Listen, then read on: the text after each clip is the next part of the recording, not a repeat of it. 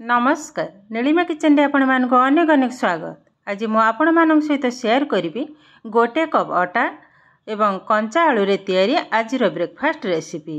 यह देखा जमती सुंदर खाइबा बहुत टेस्टी ऊपर क्रिस्पी भितर बहुत सॉफ्ट। तेरे वीडियो को स्किप न करी प्रथम शेष पर्यंत देखंतु भल लगिबो। तेबे चलंतु ना आ डेरी करबानी आरंभ करिबा आज ब्रेकफास्ट रेसिपी। एठी देखंतु मु दीटा बड़ साइज आलू ऑलरेडी मु ग्रेट करी रखीची ताको भल भाबरे मध 2-3 थर धोई नेची। आलूटा किंतु एकदम पतला पतला। एबे याको भल भाबरे पानी रु चिपुड़ी की उठे नबा गोटे प्लेट को। देखंतु ए साइड रे मु किछि गाजर एवं कैप्सिकम को रखीची। एटा किंतु ऑप्शन चाहिले पकई परिबे नहेले नाही। एबे गैस रे मध मु कड़ाई बसई नेची दे दबा तेल। तेलटा भल भाव गरम होला परे पकई नबा जीरा पकई नबा हेंगु एबे देई दबा अदा एवं कंचा लंका ताकु मु छेची नेची ताकु मध पकई नेली। एबे भल भाव भाजी नबा एकदम लो फ्लेम रे। एबे पकई नबा किछि मसला हल्दी रेड चिली पाउडर जीरा पाउडर धनिया पाउडर करी मसला बेस। एबे किंतु मसलाटा को भल भाव भाजी नबा। एबे पकई नबा गाजर एवं कैप्सिकम। गाजरटा को मध मु ग्रेट कर रखीची एवं कैप्सिकम को छोट छोट खंड कर नेची। ए किंतु ऑप्शन आपण माने चाहिले पकई परिबे नहेले नाही। जेहेतु एई समय किंतु कैप्सिकम गाजर बहुत किंतु सस्ता रे मिले तो मो पाखरे किंतु थिला मु ताको पकई नेची। एबे पकई नबा ग्रेट कर रखितबा आलू ताको भल भाव किंतु एक्स्ट्रा पानीटा को मु चिपुड़े नेची। एबे देई दबा स्वाद अनुसार लुण बेस। एबे किंतु भल भाव मिसई नबा।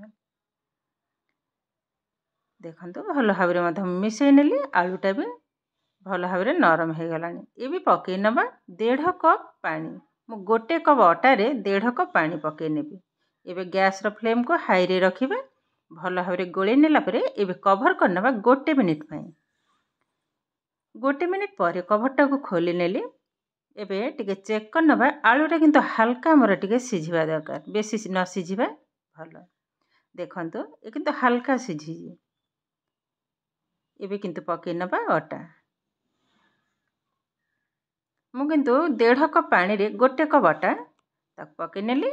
एबे भल भाव जंतई नबा। एबे किंतु गैस रो फ्लेम को लो टू मीडियम रे ही रखिबा। देखंतु भल भाव किंतु एई भले भाव जंतई नबा जेमिति टिके भी सुखिला न रहइबो।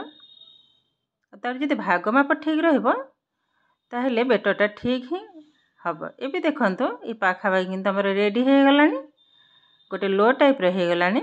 एबे किंतु गैस टा को बंद कर नबा गोटे प्लेट को उठे आनिबे। एबे देखंतु प्लेट को मध्यम बाहर कर नैची। एबे तो बहुत गरम अछि टिके ठंडा हैला परे चकटी नबा। एबे देखंतु ठंडा हो गलानी टिके भी टाण हो गलानी।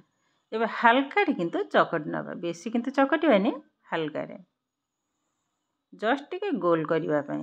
देखंतु एई भली भाबरे किंतु गोल कर नबा। एबे अटाटा को तो गोल कर नेले साइड भल भाबरे पोछि नबा। एबे हाथ रे टिके हल्का मु तेल लगे नेली।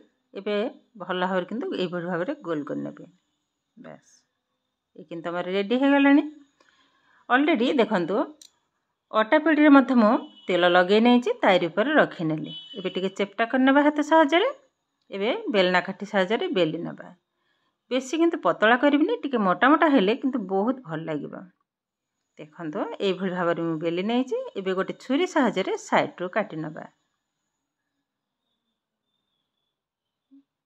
चारि कट जाको काटी नेबे एई भली भाबरे।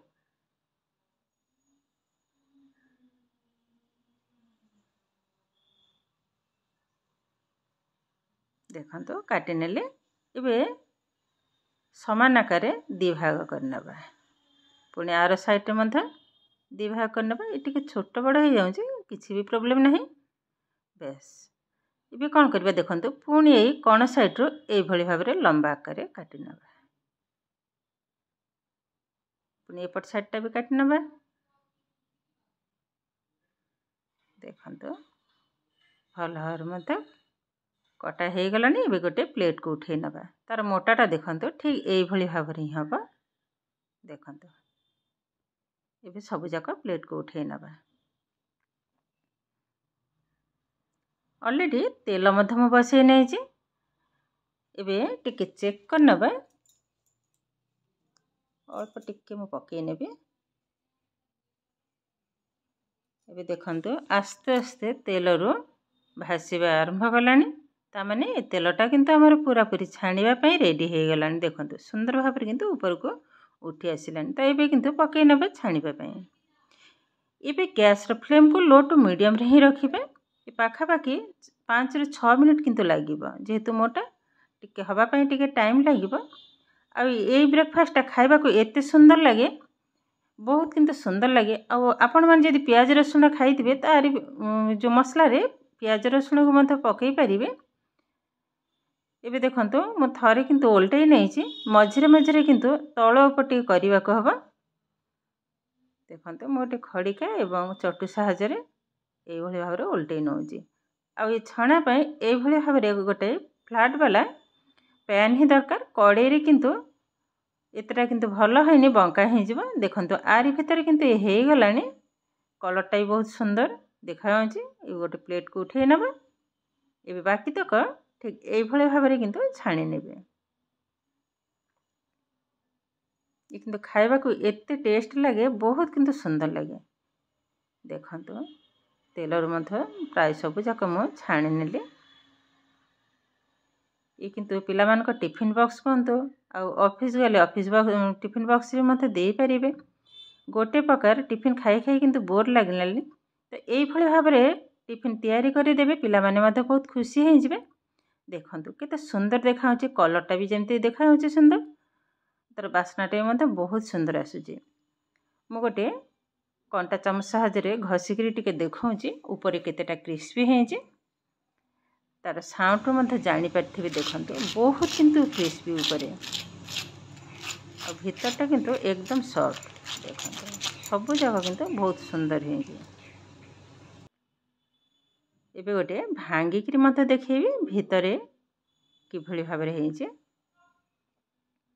देखंतु भीतरटा किंतु एकदम फंपा। देखंतु जेमती पूरी टाइप रा बहुत किंतु सुंदर देखाउची। ये किंतु हमर आज रेडी हे गलानी। आजिर ब्रेकफास्ट रेसिपी खूब कम समय रे एवं कम सामग्री रे मध्य। तो आजिर भिडियोटी आपण मानकु केमिति लागिला कमेंट करबा को जमा भी भूलिबेनी। आउ जदि भिडियोटी भलो लागे लाइक शेयर एवं सब्सक्राइब करिवे। एमिति आउरी नुआ नुआ नोटिफिकेशन पाइबा पई पाखरे थिबा बेल आइकन को क्लिक करिवे। ताहेले आजि पई रहुची। पुणी देखा हबो आउ एक नुआ भिडियो रे। भलरे रुहंतु, सुस्थ रे रुहंतु। नमस्कार।